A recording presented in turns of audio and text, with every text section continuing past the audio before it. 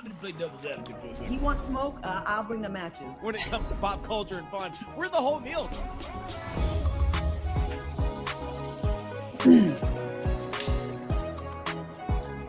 Oh my gosh, guys. You know what time it is? 7 o'clock Eastern. We are here live with Side Dish. My name is Tanner Thomason. We have the lovely Claudia Jordan and my guy Headkrack. How we doing tonight? Howdy. What's up, fellas? Yo, just happy to be alive. How's everybody feeling out there in the chat? Big ups to everybody, man. You're glowing radiantly. You must be having a great day. Who, me? Yeah. Mm-hmm. Oh, I got my hair done. So whenever I get my hair done, I feel like I'm feeling myself. And then I just went and just did a quick car wash in between work. And I'm very happy when I have a clean car. Oh, Yeah. okay, cool. So you went through the drive-through or the? I shouldn't have with the kind of car that I have, but I should have had a hand wash. But I'm just like, whatever. It'll be fine. Claudia, are you one of those people? Because this is what I do when I go through the auto wash. Like I don't ever pick the lowest because I feel like I need a little more than the basic. But I also don't spring for the extreme like undercarriage foam wax treatment. You know what I'm saying? Do you go for the middle or do you go for the tops? I have memberships on my cars where it's like you pay the amount for the month, like $50, and you can have unlimited wash. But I think I got not the top, not the bottom. I think I got middle. Middle. Yeah. Yeah. I like this like a sudden surge of like car washes all around the world, but I also miss like the days where they would slam them heavy rags against your car. Like, you go through the automated thing and like, yo, man, like if you left your window open, it feel like you got attacked. You know what I mean? Like, because the rags are so heavy that it was hitting. That's the kind that it was, though. It was with the rags, which is kind of scary, but kind of cool at the same time. Yeah. I worked at a car wash for a little while in college. I was like vacuuming cars, and then I was doing that part where you like spray down the windshield before they go all the way through, and then I was hitting it with the double hand drying on the other side. It was a whole thing. It's a lot of work. Always tip your people, though. I always tip them. Always. Yo, dude, you've lived 1,000 lives. I had a lot of jobs, man. I'm like, A lot of jobs. all right, let's get started. Now, you remember Chris Reid from Saturday Night Live? Well, he went online and in an emotional 6-minute video, he finally addresses the rumors surrounding him now being with his former castmate, Kenan Thompson's ex-wife, Christina Evangeline. Check it out. I wanted to address something. I know a lot of people talk about me dating Kenan Thompson's ex-wife and how that came to be. I'm not the type of person to scheme on a person. I'm not the type of person to even date somebody that one of my homies has dated. This is a very unique, nuanced thing that happened. We were all cool. I was never like hit, and it was never nothing crazy until it got crazy. Bottom line is, while I was at the show, I had some pill issues, some pill problems. Nothing too crazy, but crazy for my black ass. And I was even selling some to the people, to some of my castmates. I'm not gonna snitch on y'all. I have panic attacks, wouldn't be concerned about me. And this lady was the only one to help me with my therapy journey.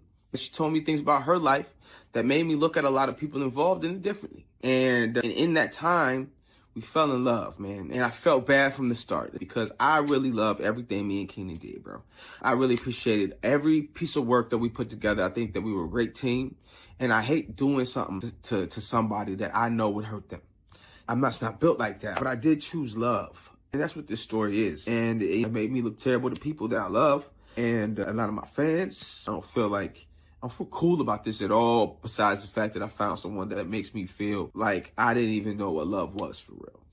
And I just felt like I couldn't miss out on it. Wow. Okay, well, Kenan was married to his ex for 11 years, and they have 2 girls. They separated in 2022. Chris admitted selling pills to castmates, which he said he didn't want to snitch, but he did. And Chris left SNL in 2022. Do we think Kenan got him fired? I think he definitely has the juice to do so. Mm-hmm. Whoa, what's up with that? I definitely think he has the juice to do so. And then also, like, shortly after dude got fired, right? He got randomly stolen outside of, I don't know if it was outside of 30 Rockefeller or at a comedy club, might have been a cellar or something. And like, they said it was a comedy club. And I don't know. I think the two events are connected. And Yeah, and also he said he chose love, but you chose someone else's love. Man, it's first off, First off, Chris, I know you're watching. If he's watching, first off, I respect what he did here and speaking directly to some of the things that people have been talking about him for years. Kenan is the longest tenured Saturday Night Live talent that there has ever been. Not only does Kenan have the juice, I would imagine that Kenan probably didn't even have to say anything. I think he's got so much respect in that institution that when it came out, they were just like, oh, well, I mean, yeah, we can't have this. Kenan's our guy. Kenan's the franchise. And so I'm not surprised there. It's wild that he would talk about selling pills to the other castmates. That's crazy. Listen, you can't steal someone from someone that doesn't want to get stole. Clearly, she wasn't happy. You have to look at it like that. And he said, you hear what he said? I know things about people that made me look at them in a different way. She probably told him, confide in some dirty stuff that was happening. Kenan and I judged the Miss Universe pageant together. He sat next to me, and the girls he picked to give 9.9s to, I could not believe it. I had to adjust my scoring because I saw the nonsense way he was scoring. What? He was giving the ugly girls 9.9s and the pretty brown skin girls low scores. And I was like, what are we doing here? Yes. So with that being said, his taste in that was bad. But I think in this regard, his boy was the one that was in the wrong. But I do think there's more to the story because I don't think you just leave your successful star of a show for another guy unless there was some major problems going on. But it's only worth it if it ends in love, though, because imagine this would have just been a fling. Yeah, that'd have been wild. Well, I mean, because it wasn't that he left. He got fired. Like, you know, like unceremoniously, I think it was in the middle of the season, got fired. And even for him to get close enough to the stove to get that in-depth information about King, you probably have crossed the boundaries to even get there, to get that level of pillow talk. I mean, and then also the flip side of it, I mean, if you see somebody in the world you like, go after it, I guess. You know, if you want to play the devil's advocate and be like, hey, man, like your soulmate might be with someone else right now. Go after it, bro. Is it worth it if the person really is your soulmate and they're in an unhappy marriage? You don't find out till you both die. Yeah, but also that is literally the plot of like half the romantic comedies out there. Yeah. The woman is married to the stable guy, but he's not as exciting. But the man on the motorcycle who carves, I don't know, tree houses out of old, they go for him because he's the better story. That we see that in rom-coms all the time. Yeah. Yeah. Some women wish they were loved as much as Joe loved the women on the show You. Right. Like he liked them girls hard. This is the reason why women like serial killer podcasts, because those men put in work.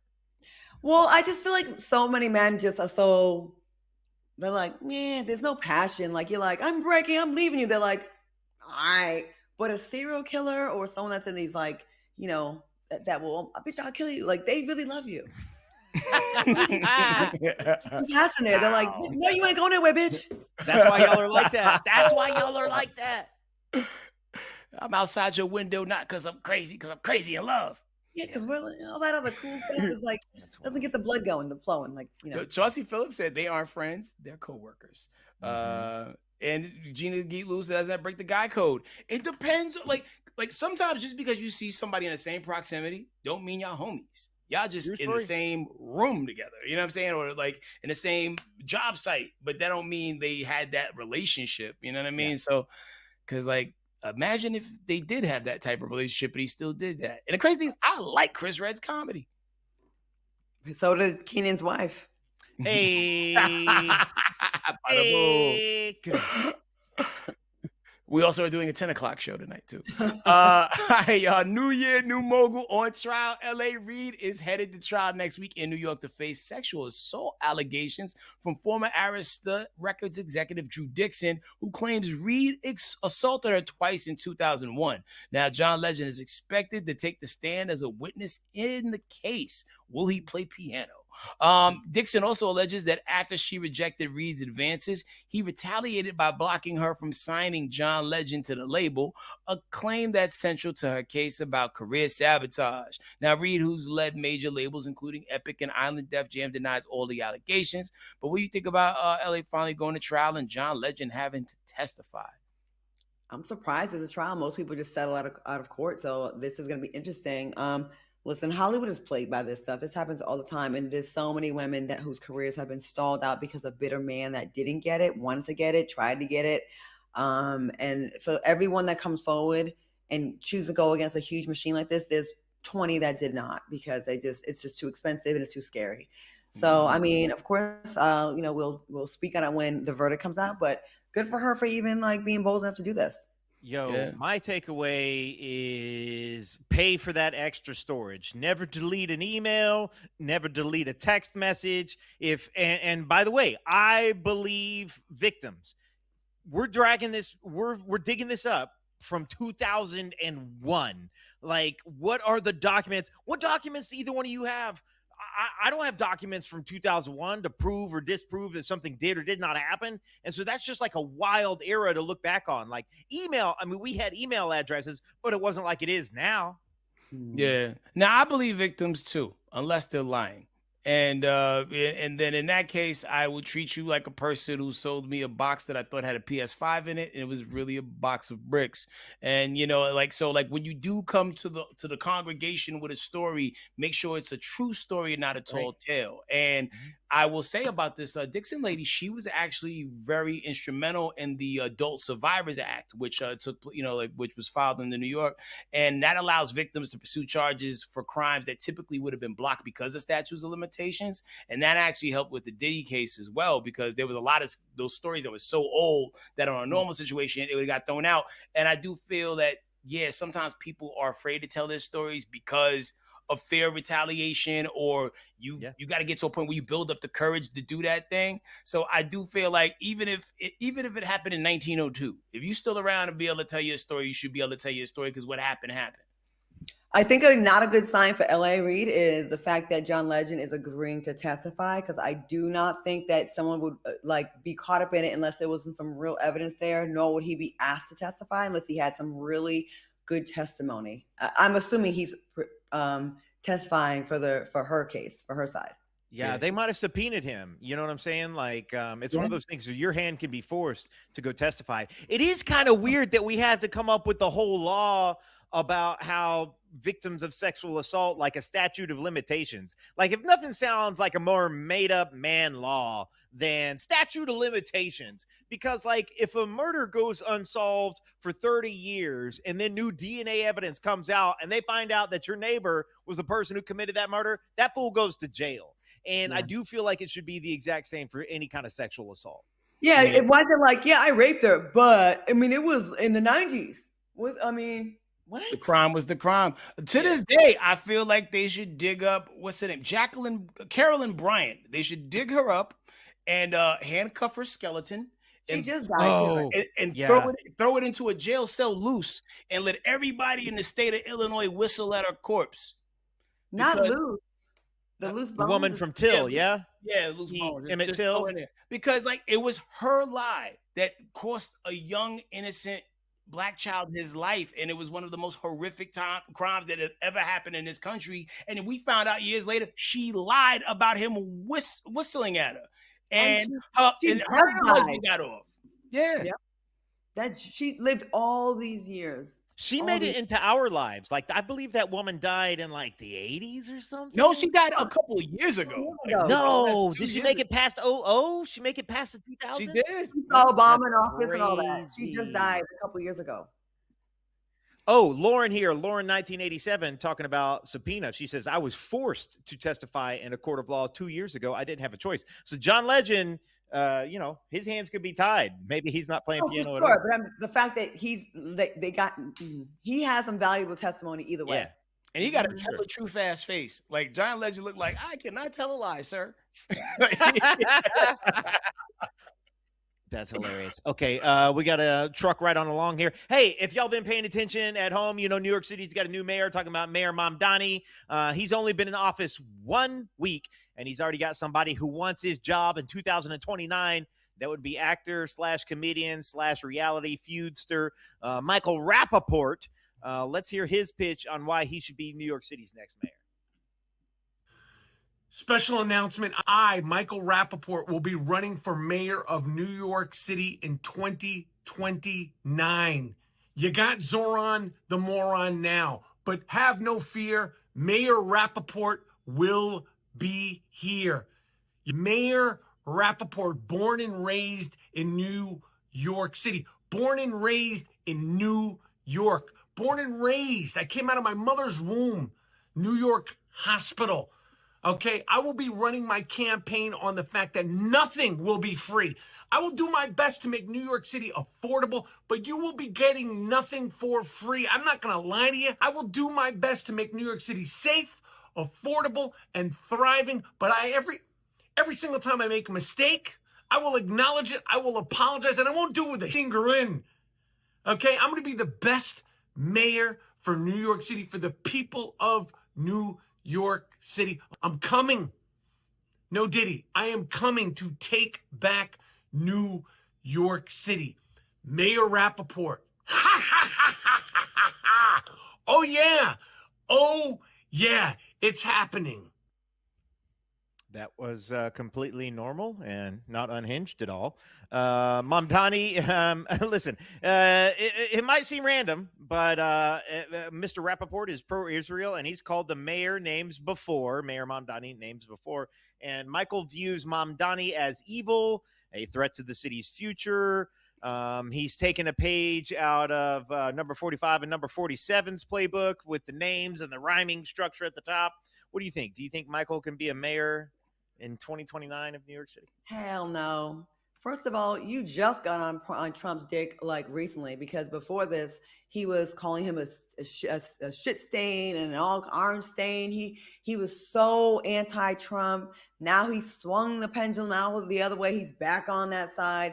Now he's pro-Israel. I mean, the pro-Israel thing he's always been, but it's like he's all over the place. And why is he so red?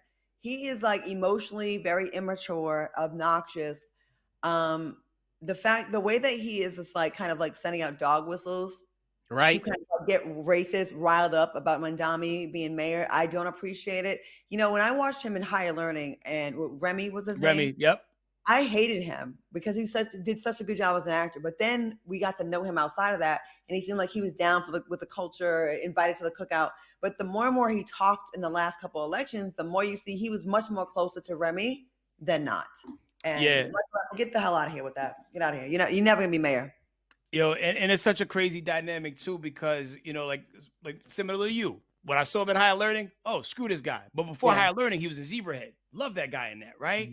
Mm-hmm. Even moving forward down the line, he did this Tribe Called Quest documentary, very knowledgeable in the hip hop culture. But then Tribe Called Quest was mad at him. At least one of the members was, maybe two of them, because of how he handled the execution of the documentary, right? Then I got a chance to meet the brother and interview him, and we hit it off, had a great rapport. When I did the 5 Fingers of Death freestyle on Sway in the morning, he was actually there and he was going crazy.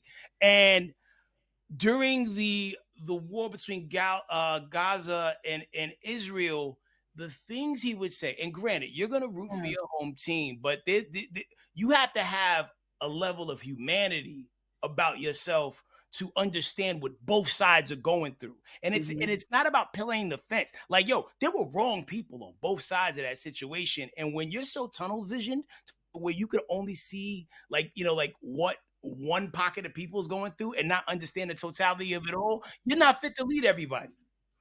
Facts. You're definitely not fit to lead everybody in the melting pot that is New York City. HK, just as you know better than all of us, I'm so sick and tired of this era of politics where we make it about weird things about this other person instead of their policies or the things that you don't think that they did well in their office. Mamdani hasn't been governor or mayor for a whole week yet. A whole week. What are we talking about? All you need to know about Michael Rappaport is when they were bombing and murder and killing young Palestinian children, he was happy about that. I have my sides in this. I would never be happy about the other side's children and civilians that have nothing to do with the war on either side being dismembered and being blown up. I don't want Israeli children to be blown up, and I don't want Palestinian children to be blown up and innocent people and then their home stolen. And shame on you. You cannot lead anything that has anything to do with other cultures. You only care about your own. So get out of here, Michael. No. Well, Switching gears real quick to something a little bit lighter or not. Last night we left you guys with a cliffhanger for Whose Cousin Is It? And we apologize for that. So we're going to run it back. Guys. Let's refresh your memory. An 18-year-old Burger King employee in Charlotte learned the hard way that you can't have it your way when the FBI is watching. Now, he was allegedly plotting an ISIS-inspired New Year's Eve attack while unknowingly chatting with undercover FBI and NYPD agents. They allegedly found weapons, a Kevlar vest, a handwritten plan titled New Year's Attack 2026. But he was arrested before anyone was hurt, and he faces up to 20 years, way longer than that Burger King shift. Okie dokie karaoke. Whose cousin is this? We're going to do this real quick. I think it's my cousin. I think the only time a black person wrote a manifesto before we did something crazy was Chris Dorner, that cop. So we don't leave plans. We might go Facebook Live before we do it. We ain't gonna leave the plans. I'm gonna say is other cousin. Okay, all right. I'm going black because we like Burger King. I like Burger King. Everybody likes the king. Take me to the king. Well, let's move that van real quick. Let's go. Oh! Equal opportunity crime this season. Like, good grief. Oh man, the manifesto. I do think he's biracial and has a German father. Look at the last name. Sturdy van. Right. So somebody in the chat said he's one of the blacks for Trump. Dang. Yeah, Man. Burger King. It's the simple things, the clue. Simple things. Like I like Burger King and I like their onion rings. I just felt a connection to him.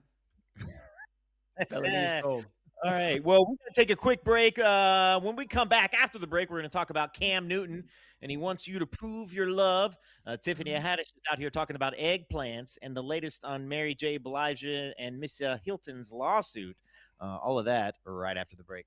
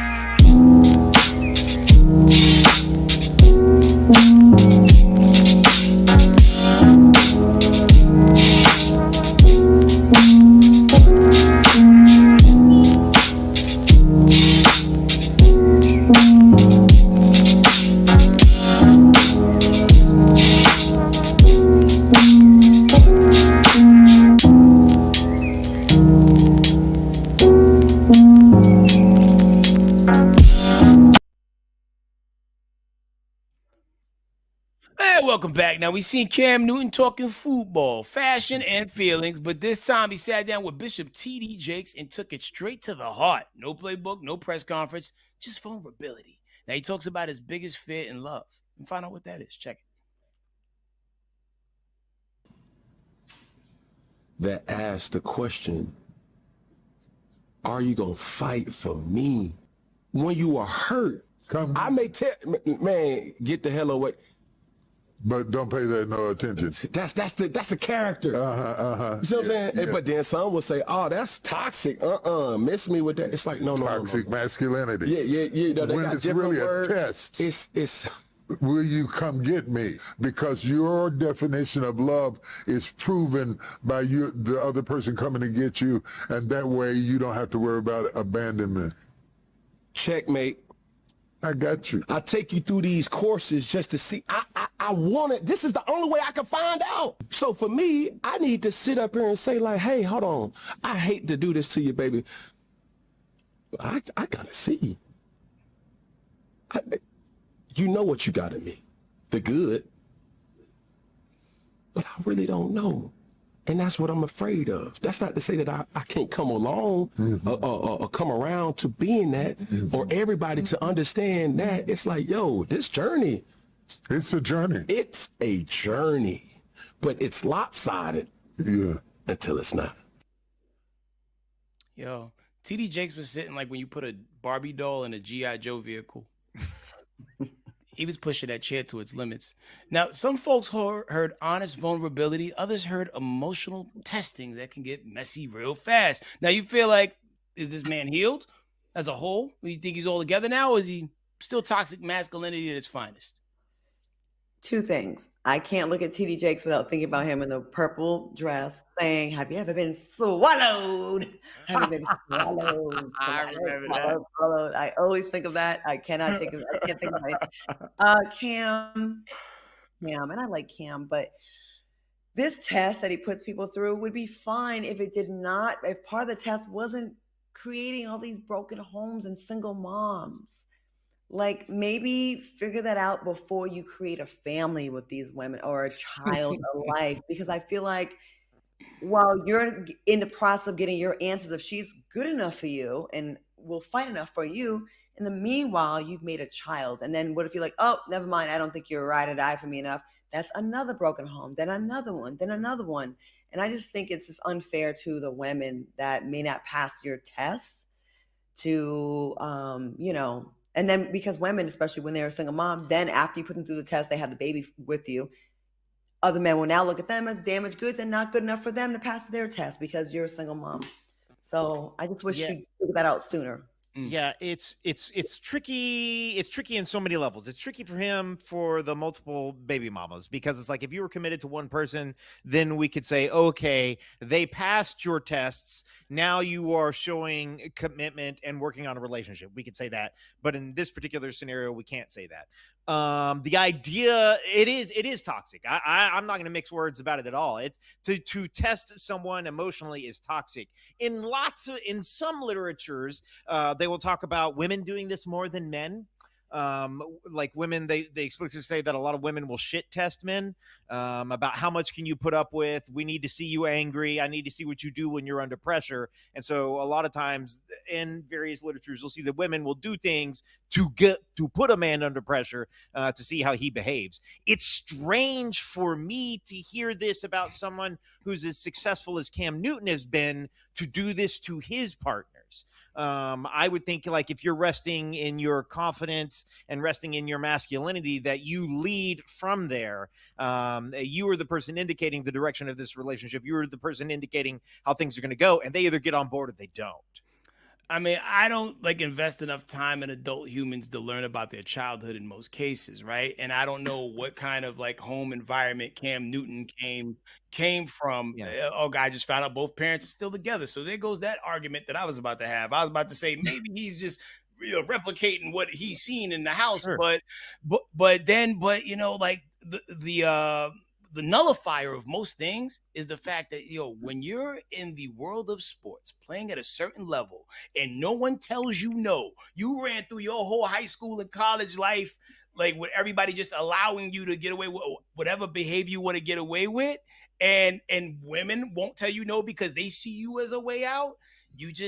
That becomes your program, and you think that's how the world works and that's how you can move. And you hit some great points, Claudia, because not only is he creating these broken homes, right? And I don't know if he shows up on the major holidays for the kids or not. I don't know. But he has 9 kids and 3 baby mamas. Yeah, you're gonna have to get a big place for them to all meet up. But new men that want to try to date these women with kids might treat them a certain way because these new guys got to pass the kid test. And then some people are so on a soapbox that we're I'm not dating a woman with kids. But then some people understand that women with kids are fun. It is very toxic, and when these men have these podcasts where they're kind of interviewing other people and holding other people accountable and to taking them to task, it just gives me a headache. You know what I mean? It really does, because I'm like, it's the audacity for me, Cam. Just have your tests, have your standards, make them jump through all the hoops you want them to, but then maybe the test for you is to put a goddamn condom on until you're ready and you know this person meets your standards. So it's fair to everybody, because now you created damaged goods for the next man. What do they call it? They call it Peter Pan syndrome. Like, he's never going to settle down. He's trying to retain his the veneer of youthful choice. You know what I'm saying? It's like the illusion that he can have whatever he wants whenever he wants, and eventually he'll be old, and then he'll try to settle down. Yeah. And it's more of that he's the prize thing. The man, I'm the prize. He's definitely putting that out there, right? Again, another reason why I'm going to get cats over cats over kids. F them kids. I'm cool on kids. All right. Now, y'all know love will make you see things differently, right? Now, red flags turn to pink flags, texts hit harder. And according to Tiffany Haddish, so do the inches. Oh, I thought we were getting, okay. Tiffany Haddish had the internet hollering after she reposted an Instagram story that read, 3 inches feels like 9 when you're in love. Yes, that's the post. That's the sermon. That's math. We're going to keep it real simple with this one. Is this real love, or is this real delusion? I definitely think people overlook your shortcomings when they really locked in with you like that. And then when you break up, you find out how they really felt about you. Claudia, have you ever has it ever felt more maybe than what it really was because of your emotions for the person? 1000%. Yeah. I don't know if you've ever spun the block with someone that you were in love with before, but like when you're with them, it's really, for women, I'm just saying, men, I give you the cheat codes. If you treat that woman right and you have shortcomings, hairline is tore up, the penis is big or small, and your feet, you got black toenails, all those things we will overlook if we love you and if we feel good around you. We will be blind to your little shrimp. And we won't even tell anyone about it because we love you. We're going to protect you. Definitely been there where I was like, I loved the emotion I felt when I was with them. But then when you spin the block, when you're not in love with that person, and then you can see clearly, I can see clearly now, the love is gone. You're like, oh my God, I can't believe it. So the magic sauce was your love. They will look more handsome. They will appear taller. Their job, it's okay. You make that much money. I don't care. I love you. And when I love you, I overlook not that I overlook it. I love you. So that is a part of you, and I'm going to be okay with it. Mm-hmm. Mm-hmm. Yeah. It's a little, there's no doubt at all that like one part of one person can raise the tide for all ships. You know what I'm saying? Like, and some people, if they've got that little horizontal limbo, the horizontal boogie is on the next level, you're willing to look past other things. And the reverse is also true. When someone is just like so nice and so kind and such like a good soul, that maybe they're not 100% fulfilling in other areas in which you've been fulfilled, but you're willing to, to deal with it. Well, yeah. I mean, some people, if you're good at the pants off, dance off, they will love you more and look over the things that they hate about you the rest of the time. You know what I'm saying? Like, it works both ways. Like, either they're going to love your small joint because they love you that much because of everything else you do. Like, maybe you're handsome or maybe you're beautiful. I mean, because it works for women too. Like, love in general. You overlook all the things that you hate about people when you're in love. But the second that you're like starting to like be out of love, like, oh man, this woman blinked too much. It's costing too much electricity. And they don't even have a connection to the other thing, but like you will find the little things you hate about each other when, and then you overlook everything when you're in love. And when someone's treating you crappy, they can be the best lover you've ever had. And if you're not one of those girls that are like easily stigmatized, it won't even matter anymore because you're sick of them and their character. It's like, ugh, I don't even see you as fine anymore because you're annoying and you can't spell Wednesday. Facts. Okay, moving right on along. Oh man, this is an interesting one. Mary J. Blige, and the J is for justice, ladies and gentlemen. Mary J. is in the clear after fashion icon and creative director Misa Hylton's $5 million lawsuit was dropped by a judge who ruled it to be frivolous. Also, Misa failed, evidently, to file the appropriate paperwork. Womp, womp, womp. Misa's suit claims she was wrongfully fired as creative director for Mary's Strength of a Woman tour, saying the decision blindsided her after years of contributing to Mary's iconic image. They certainly worked together a bunch. Well, Misa commented on all of this, saying, through this experience, I learned that mixing family, friendship, and business is not always wise, and that even in painful moments, there are meaningful lessons to be learned. What do you guys think? Are they ever patching this friendship up? Probably not. Like, yeah. when you take a long time friend to court, because when I saw that they were going to court, I'm like, oh hell no, they've been thick as thieves forever. And then when they actually went through it, like you thought you were seeing Mary Justice Blige in court. Monet Tejada showed up, and man, you lost that whole thing. Women, we're difficult with our French. Like, man, y'all could fight each other. Like Tanner, Headkrack, y'all could probably wrestle, punch each other in the mouth, and then go play ball later on and be like, oh, my bad, dog. I mean, misunderstanding. A woman can be like, you were shady on that text message group chat. I feel like you was trying to come for me. And it's over. And it's over. And I will say that about my species. Sometimes we tend to be like, no, over the, we could never fight and then be cool again after that, like y'all. So that has been the craziest thing for me to learn as an adult, because like men can truly get into it. They can have words, and like it can lead up to fisticuffs, and then they can be cool again and go hang out, and everything will be fine. It takes a little time to cool off. Women can get upset about who sits where at a table on a girls' weekend, and then they don't talk to each other again. Like, y'all, it's crazy. Yo, let us know in the chat. What's the craziest thing that you've ever pieced out with a friend over? And let us know. And Claudia, what's the craziest or most like minor thing you ever stopped rocking with a homie over? Minor. Never really anything minor. It's always been like some character flaw, like you were disloyal, stabbing the back. It's those kind of things. Never like someone looked me up and down, but it starts like that. Oh yeah. That's like the lighting of the wick, the up and down look. You know what I'm saying? Like, oh, it's about to be on. Well, listen, man. Off the break we go. When we come back, we got a hat to the back that you don't want to miss. And would you sue the IRS? We're gonna get into all that after the break. I definitely would. I'm sick of them. I'm just trying not to get.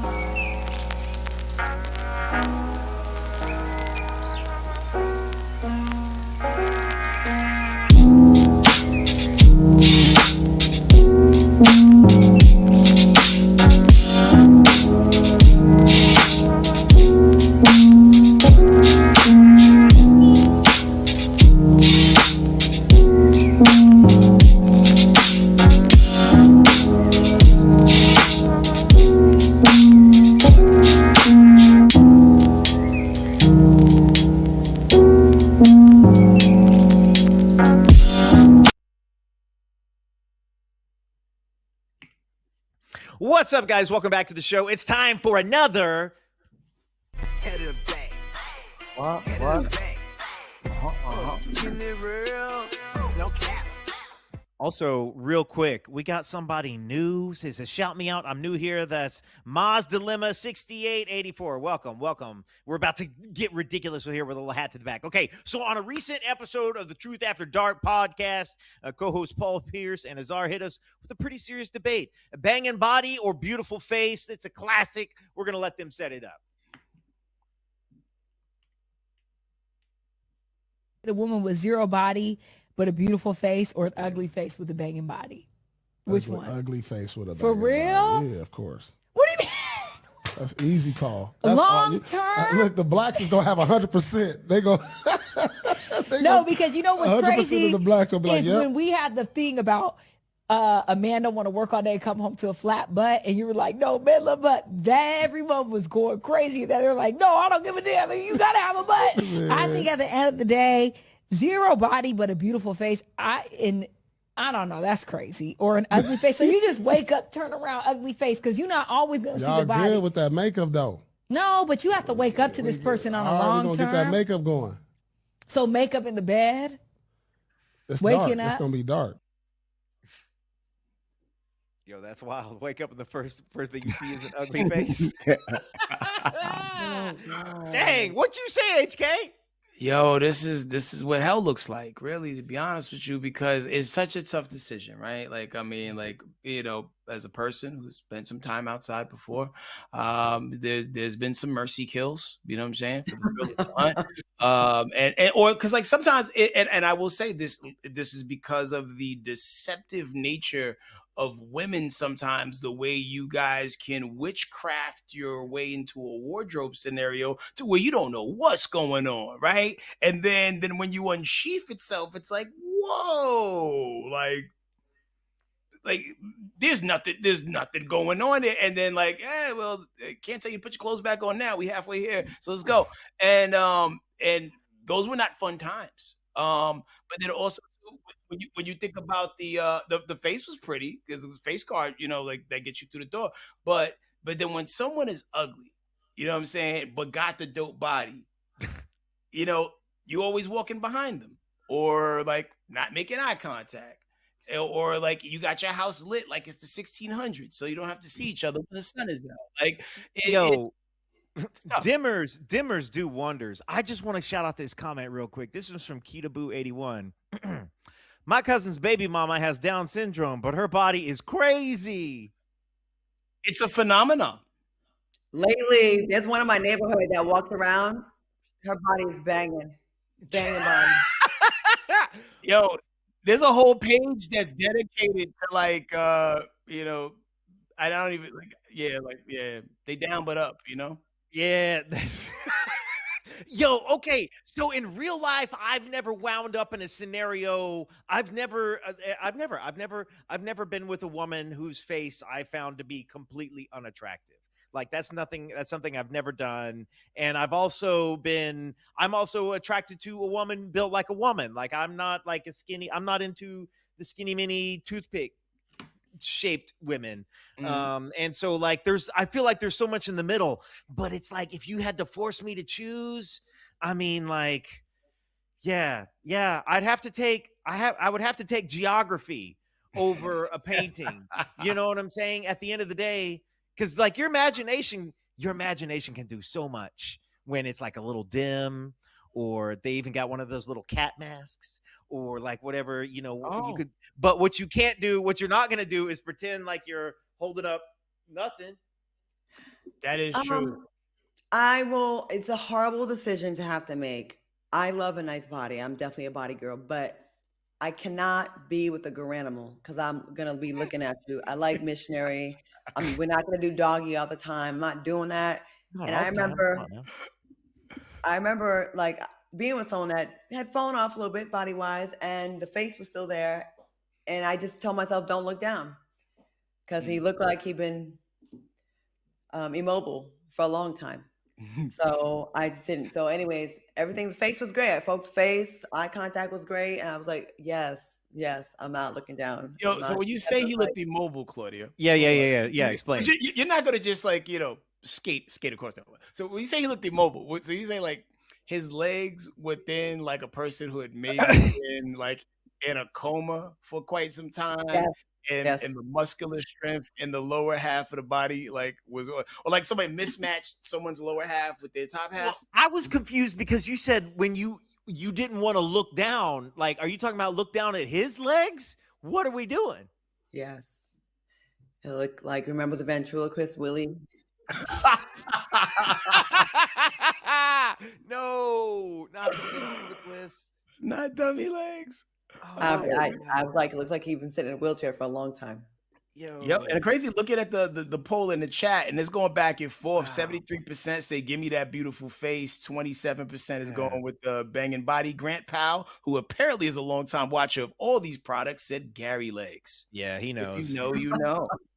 But imagine He someone's knows. like body's banging, and then they look at you and it's like, I can't do, like, how can you kiss that? Yeah. One time I threw all my morality out the window for a Wu-Tang shirt. Oh, I remember the Wu-Tang shirt story. Wait, what? That's a classic. Yo, That's man, a when I used to work at Target, there was this one cashier who really liked me, and like, and we did it, but because she gave me a Wu-Tang shirt. But She was ugly? yeah.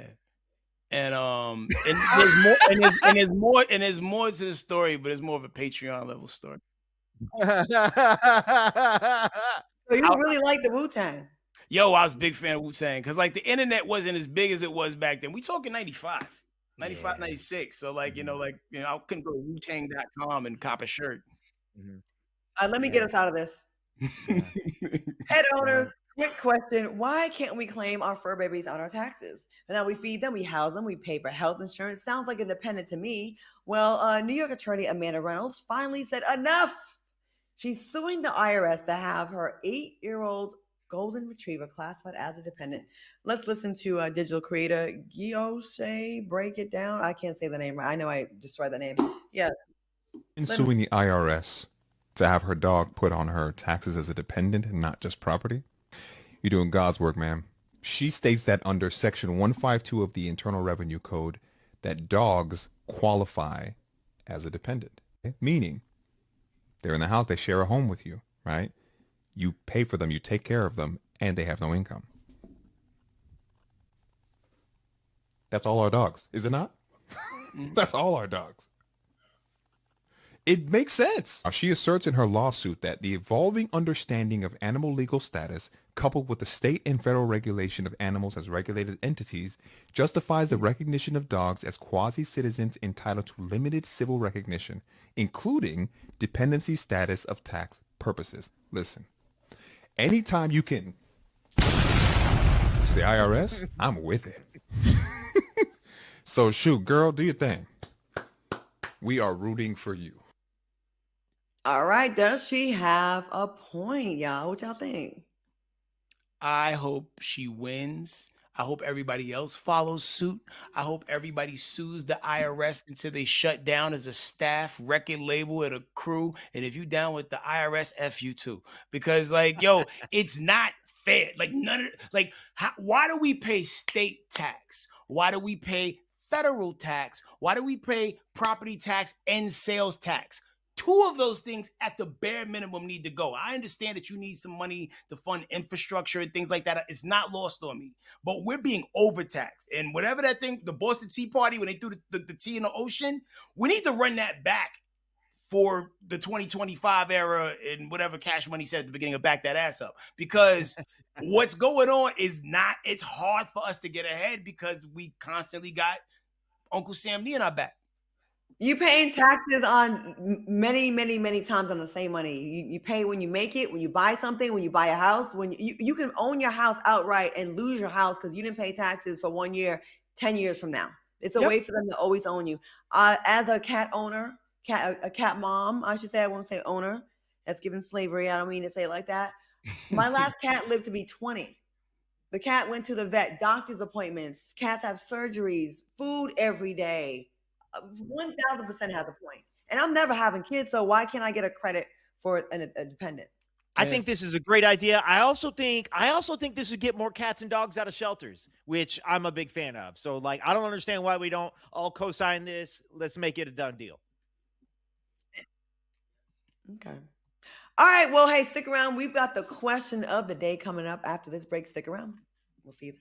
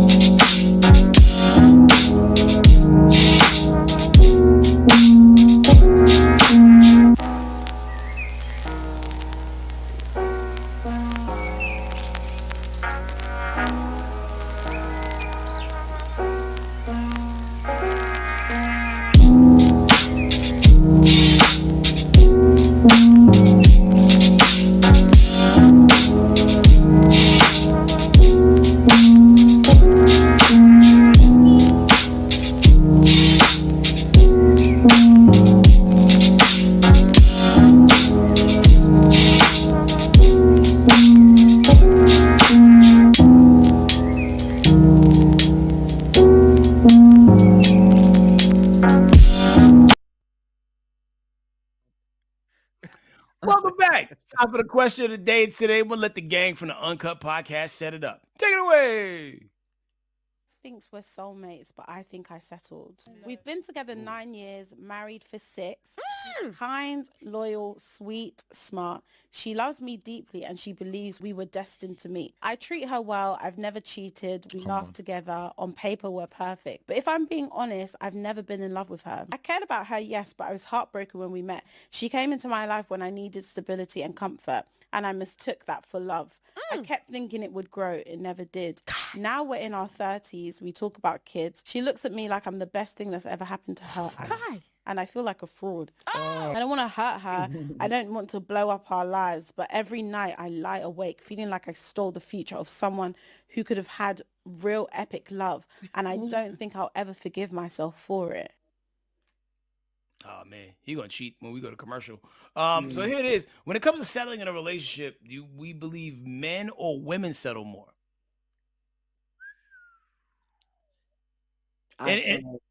Go for it. What you got?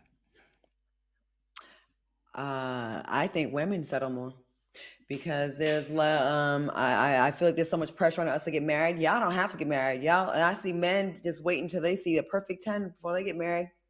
But I'm a woman, so I can't speak for y'all, but I'm just saying, yeah, we kind of take whoever asks us. How you feel, T? It's weird. Obviously, I'm a man, so I see it a little differently than Claudia. But also at the exact same time, Claudia, I know you're 1,000% correct about women who are ready to have kids and they want to make that decision soon. Like, I believe that 1,000%. I don't know. I do feel like women probably settle a little more, but I also feel like women hold most of the cards anyhow. But men are doing the asking, right? When you get married, so it's like how you're settling, but you're the one asking. That's another reason why I think women settle more because we're just like. Well, it seems like there's like an uptick of women asking men, but there's some traditions that I would like to see continue to be what we know that tradition to be where the guy gets on one knee and proposes and all that other good stuff. I think a lot of times it depends on the city that you're in. Because some cities have way more options than others. Some have way less options. So in the city of Atlanta, it's like you hit the Contra code when you hit up, up, down, down, left, right, BA, start. You got 30 lives. So you could really be a lot more selective as a guy, and women just got to do the best they can. But you go to another city like Little Rock, women choosing. Houston, women thriving in relationships in certain cities. So it just depends, man, where you at. I feel sorry for Shorty in the message, but we'll keep talking to checks. We got to go to break because we got to talk about crime. Oh, yeah. All right. Hey, guys, we're going to take a quick 2-minute break. When we come back, we're going to play everybody's favorite game, and we're going to finish it this time. We're going to finish the whole thing this time. I'm really excited about it, and I'm going to get in the chat, too. We'll see you in 2.